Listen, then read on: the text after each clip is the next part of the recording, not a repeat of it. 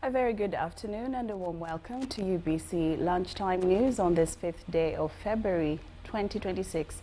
I'm Lorraine Masika KAZIMOTO. We start off this news bulletin with our first story. Support to Uganda's scaling up support to Uganda's health sector through medical outreaches and major infrastructure investments. This milestone highlights the UPDF's transformation since transitioning from the NRA to a professional National Army. We have the details. The People's Defense Forces UPDF is actively supporting the Ugandan health sector through a combination of large-scale medical outreaches and infrastructure development. The country has put a lot of concentration in socio-economic transformation program, and this project directly speaks to the vision and to the national development plans. UPDF constructed a national referral hospital in Mbuya, which is nearing completion. A project of this magnitude, you would not want to start everything at the same time. It's always wise to start by piloting, and then you open up departments one by one. This hospital is 200 beds for cancer and the heart unit. Colonel Dr. Ronald Nagamba, the CEO of the UPDF National Referral Hospital, said the facility meets international standards and will serve military personnel and civilians. And when you look at the services that are going to be provided here and the quality that is going to be provided here, the facility is going to improve access to quality health care, both to service personnel and to members of the general public at a tertiary level. The hospital comprises of 6 interconnected blocks. Among its standout features include the emergency evacuations, VIP treatment suites, and advanced diagnostic and surgical department. It's an entity, it's an asset of government. The services shall be provided on a private, not for profit, such that we can keep the services affordable in order to be able to meet the challenge of access and the quality. So UPDF, wherever it has been, the health facilities are open to the general public, and it shall be the case here. So members of the public, once the facility is open, it is your facility, and it has been established. UPDF has continued to strengthen its capabilities and engaging in social transformation projects, a testament to its core principle of being a pro-people army. Haruna Mtesasira. Kigezi region providing anesthesia services in government hospitals have undergone training in regional anesthesia, a method that numbs only the affected part of the body instead of putting the whole patient to full sleep, reducing risks and complications. The 3-day training was held at Kabale Hotel, Makanga. The head of Anesthesia services in Kigezi region and medical training lead at Kabale University, Dr. Isabella Epio, has said the medical faculty has spearheaded the program for the past 3 years, with annual reviews held every 31st January. Increasing access to safe anesthesia here in southwestern Uganda. Well aware that globally, 5 billion people worldwide lack access to safe surgery, and a lot of this could be improved by increasing access to anesthesia. While we have several surgeons across the country, even in Kigezi, even in Kabale where we are still short-staffed in terms of anesthesia. She explained that regional anesthesia improves patient safety and recovery outcomes, but noted that more health workers still need to be trained. Increase access to anesthesia. Recently, we've had a new equipment being purchased for our hospitals. We request for training for the users of this equipment, and also to ensure that the drugs like sevoflurane, isoflurane that are used by these anesthetic officers on the new machines will be provided. She further noted that limited resources continue to affect the expansion of the program across hospitals in the region. Anesthesia needs to change, the airway needs to be protected, the anesthetist needs to proceed to what she well knows what to do, but possibly does not have the right equipment. We need to ensure that each of these centers that handles mothers, that handles deliveries, that has been put to a level of having a theater, has all the equipment that we need to deliver. Small things like laryngoscopes, the drugs, I mean, not to only buy local anesthetic drugs, but also to ensure things like dexamethasone are available. Benny Kamagaju, principal anesthetist, emphasized the need for increased support from the Ministry of Health to equip hospitals and train more personnel. So during our training, the participants were able to pick everything. They are happy. We've given them skills on life support. We've given them skills on safety in anesthesia, where we looked at the surgical safety checklist. We looked at unanticipated difficult airway. We looked at life support, basic and advanced life support. He added that increased government funding is required to enable all hospitals in Kigezi region to adapt regional anesthesia services. One incident was tranexamic acid toxicity. The other incidents, 2 incidents were PPH on table, but we tried to figure out how we can reach them. However, the challenge we have is funding. At times they call you, if look here, look there, there's no transport, there's no what. If the funds would be increased more, then we would be able to serve you more and better. Other health workers described the method as safer and more effective than general anesthesia. We looked at different things that are basically crucial for the patients, like resuscitation. We looked at that. So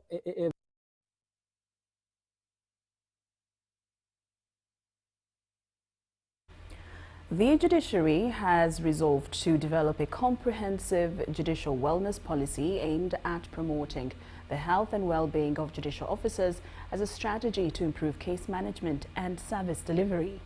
Chief Justice Dr. Flavian Zeja says judicial wellness is not a luxury, but a critical pillar for effective justice delivery and institutional performance. This was announced at the close of the 3-day annual Judges Conference held at Munyonyo in Kampala.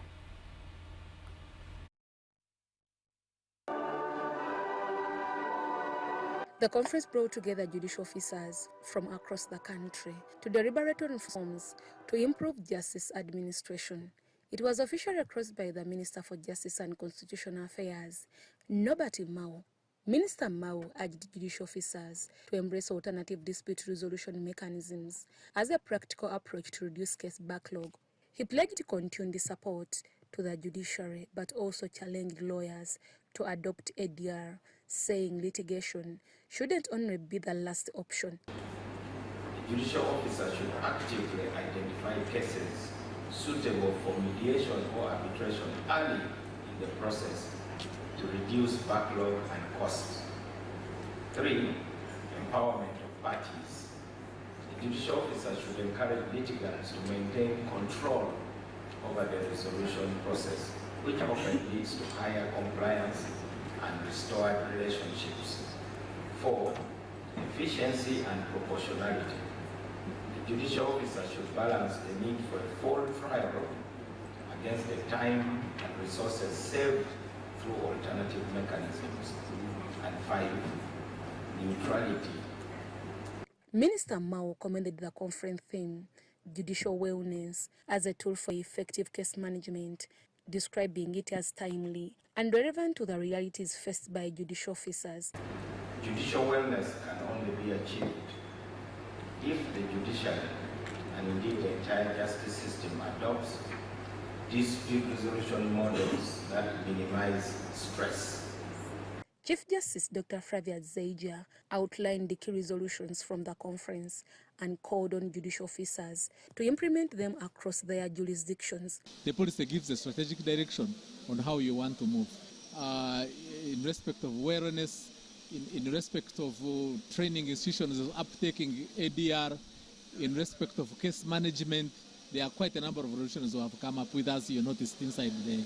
With courts expected to handle election-related disputes, the Chief Justice urged judicial officers to prioritize election matters to prevent prolonged case backlog. Well, you know, under the law, election petitions take precedence over other matters. In fact, when they file them, we are supposed to suspend everything else and deal with them. So ideally, what we are saying is that election petitions must be given priority so that the judges can complete them in time, so that the people's representatives should be those chosen by the people themselves. Chief Justice Zaija reaffirmed his commitment to tackling corruption within the judiciary, noting that it undermines public confidence in the justice system. That the moment you are caught in any corruption scandal, you don't have any space in the judiciary. You must go home.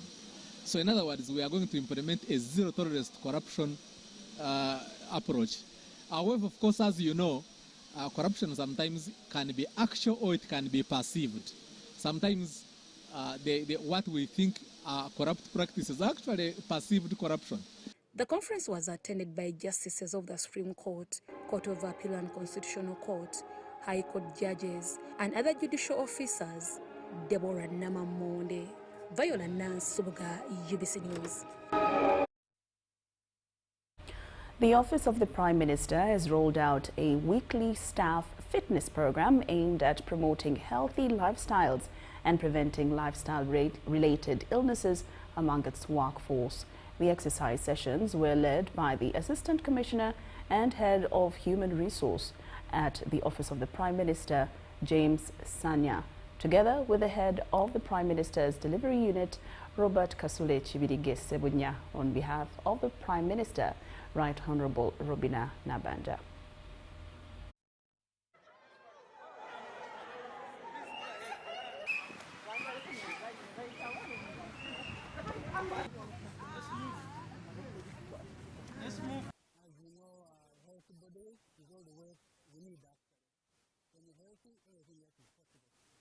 I encourage all staff to join because this is good for us, for our health, but also to work together and network.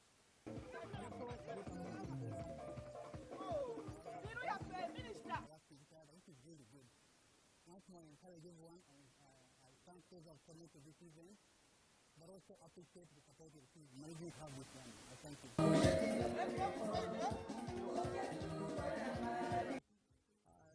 To be alert and also prevent disease. People who say without exercise you develop so many diseases. So we are trying to avoid such. That's why the Prime Minister, the PS, the Permanent Secretary, and the Undersecretary decided that we must have this exercise every week, every Wednesday. And now we want to be like the benchmark because it's a whole of government approach.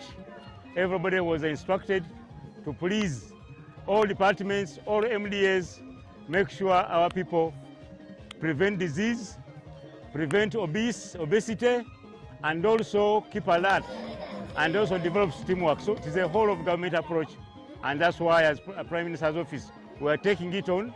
It's very healthy. It helps us to keep young. It gives us a free mind so that when you start tomorrow, you start on a clean slate. You can imagine the amount of work that most of us are involved in, working from 8 to 5, most of us beyond 5. So when we get management,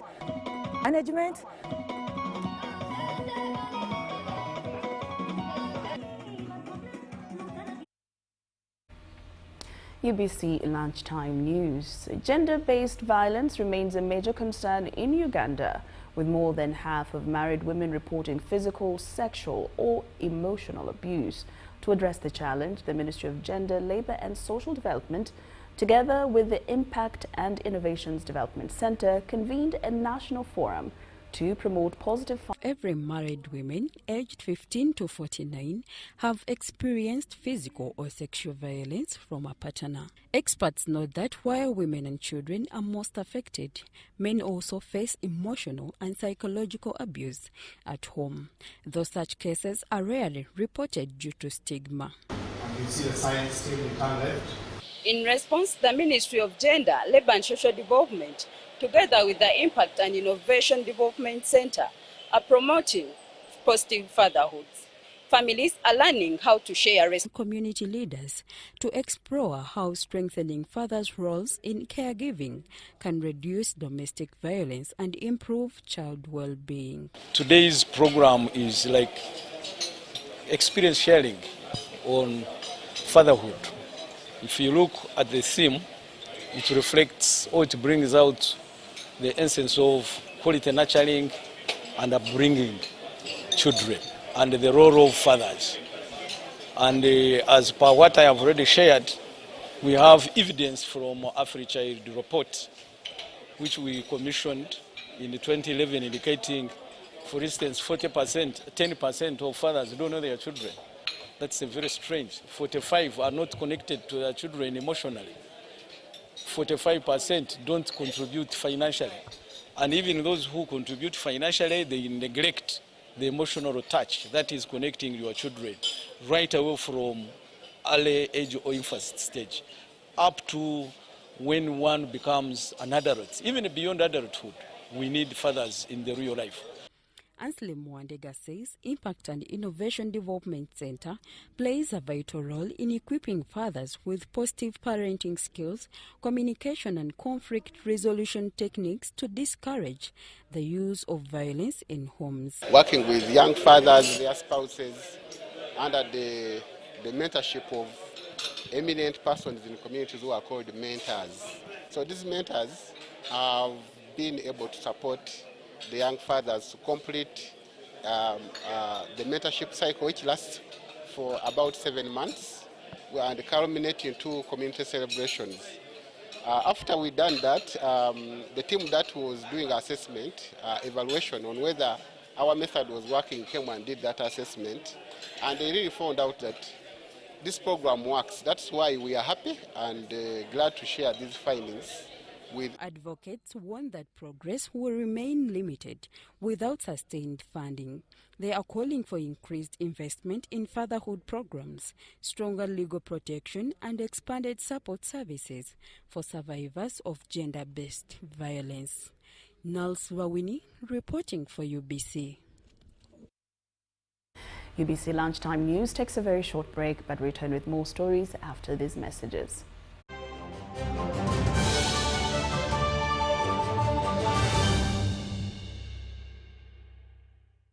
So, Muchala. Yes, Daddy. You know the children are going back to school and things are a bit tight. For now, why don't you take half of the fees to junior school, and for the school van contribution, we shall pay later. Daddy, why don't we pay using MTN Momo, where we stand a chance of winning school fees for a whole year and more? By the way, you can also apply for a school fees loan, and also participating schools can win a school van. That's right! Win school fees for a whole year and more. Get Momo goodies and a school van for participating schools. You can also apply for a school fees loan. Simply dial *165*80# or use the Momo app.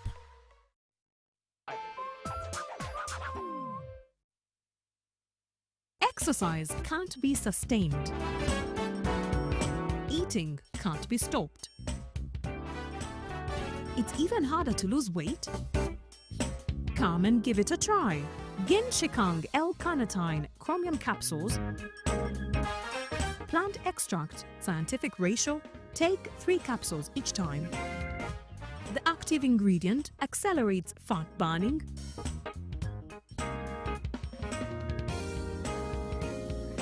eat twice a day. Don't take a detour. Weight loss starts now.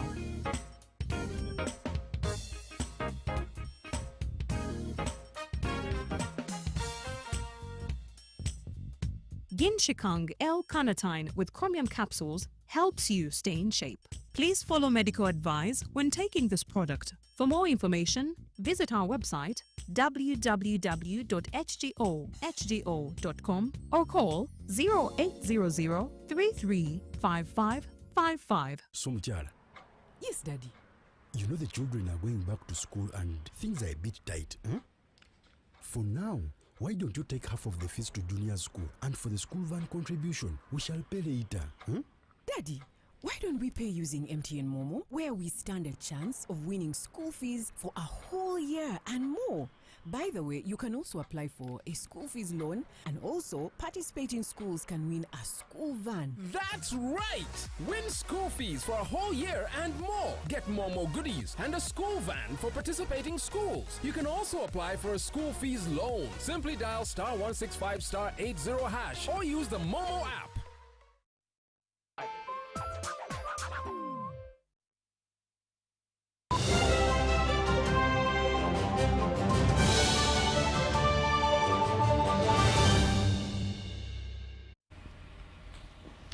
Welcome back from that break and into business this afternoon. In a bid to strengthen Uganda's power supply and expand the national grid, the Uganda Electricity Transmission Company Limited, UETCL, has signed a 2.5-year transmission agreement with Gridworks, a British international investment company.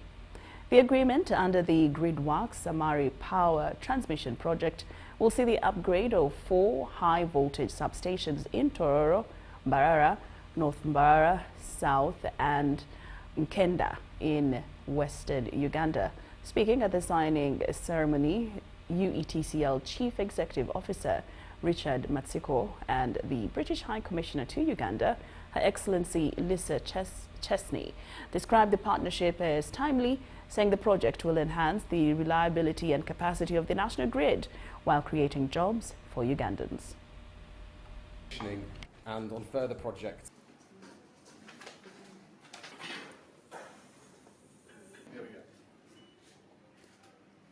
The objective of these reforms is to leverage private sector technical expertise and operational experience while easing the investment burden on the government of Uganda and accelerating improvements in the transmission reliability, efficiency and resilience. This pilot project with a focus on upgrading critical transmission substations based at Tororo, Mbarara North, Mbarara South and Nkenda. These upgrades are essential to strengthening the national grid and supporting Uganda's growing electricity demand. Independent power transmission deal is here right in Uganda, where the UK has got such a strong partnership. And I should also say, and Chris, I think you alluded to this, and CEO UETCL, you too, I think we could say that we're just getting started. We've got to know each other. I think that was your phrase. I'm particularly excited about the Mbale Bulambuli Queen. The UK has been a committed partner to Uganda's energy sector for many years, investing in generation, distribution, many other areas, shaping institutions and policies together, helping crowd in private sector investment, and we see huge potential in the energy sector. We really want to celebrate Uganda's vision, CEO, and we're determined to build on the trust and cooperation that's already established. Development on the continent. There are now a number of others in development across the continent. There is a growing wave of private investments being worked on in the sector. Notably, transmission infrastructure is now being tendered in South Africa. But Uganda's the pioneer, and it started here, and we're going to be the first, and we should all be incredibly proud of that. So thank you for the partnership and the cooperation, and we look forward to enjoying that partnership.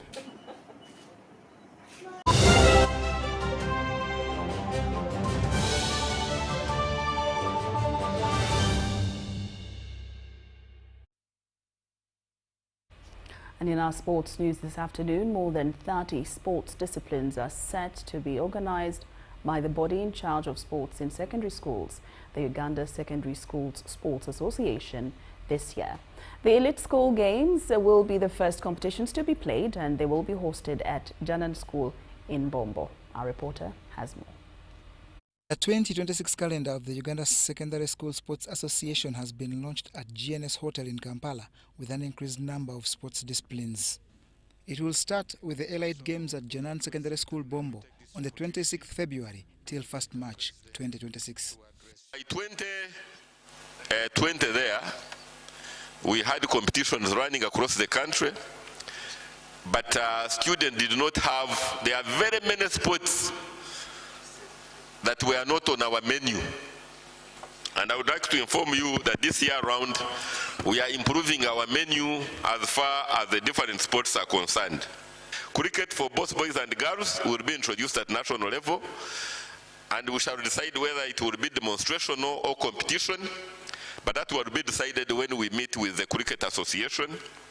We are also introducing at national level baseball, softball, that's softball and for both boys and girls. We are also introducing golf for both boys and girls. We are also introducing kabaddi. Kabaddi is also one of the new games. I can see some of you are laughing. There is another game which I don't know about, but it's called Coco. Schools will compete in 7 sports disciplines, including football, netball, volleyball, rugby sevens, handball, basketball 3x3, and regular basketball 5x5.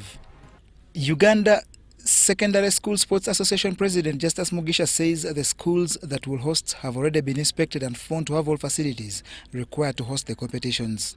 The association that gets 7 billion shillings from government will also organize the secondary school ball games at Roma Christian School in Mukono.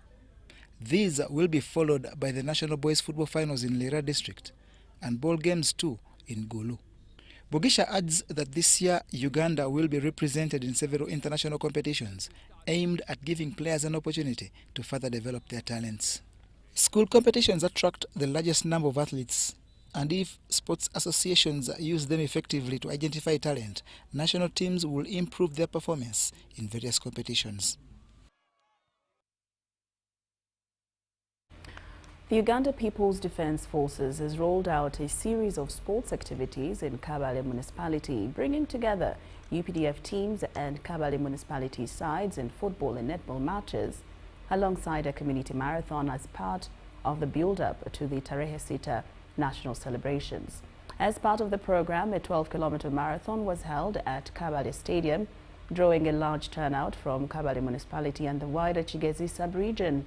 In the men's category, Kamutwide Gilbert emerged winner after clocking 24 minutes 27 seconds, followed by Nwagaba Louis in second place at 24 minutes 44 seconds, while Katudewe Edson finished third in 25 minutes 21 seconds.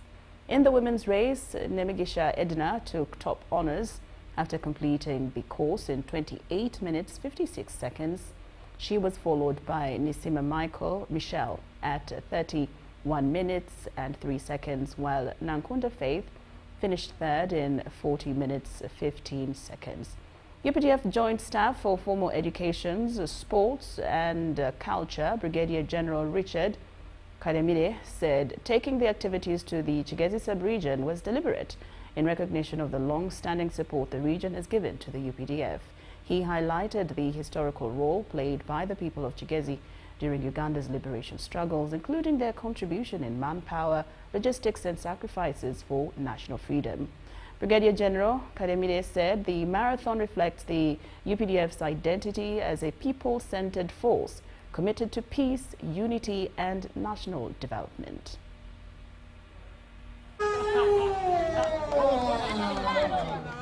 As we prepare to celebrate our 45 years anniversary, what we normally call Tarehe Sita, that is supposed to take place on Friday, 6 February. This morning we've just had a marathon and we had a great number of participants, both local people from Kabare and others within the sub-region. We use this opportunity to push forward our usual message that us as the UPDF will remain people's army that is there to protect the interests of the population, because we came from them and we have continued to survive because of the full support we continue to enjoy from the population. So it was very good, and this will also lead us into other activities tomorrow. We'll have netball and football between Uganda People's Defence Forces teams and the civilian teams from Kigezi sub-region. Amazina Ndinamigisha Edina. I studied from God's Favor Nasarand Primary School. Twatwishyire twerekeje marathon nabo wo kubanza bampa imitwaro 50 nenda kuguraho ibijaro bya sports.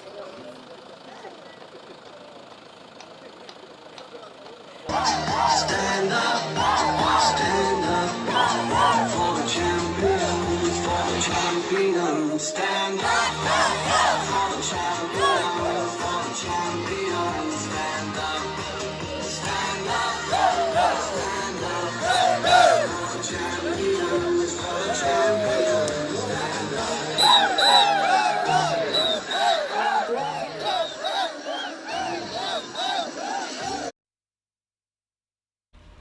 And that wraps it on our UBC Lunchtime News Edition. I'm Lorraine Masika Kazimoto. Do enjoy much more of UBC Television's programming.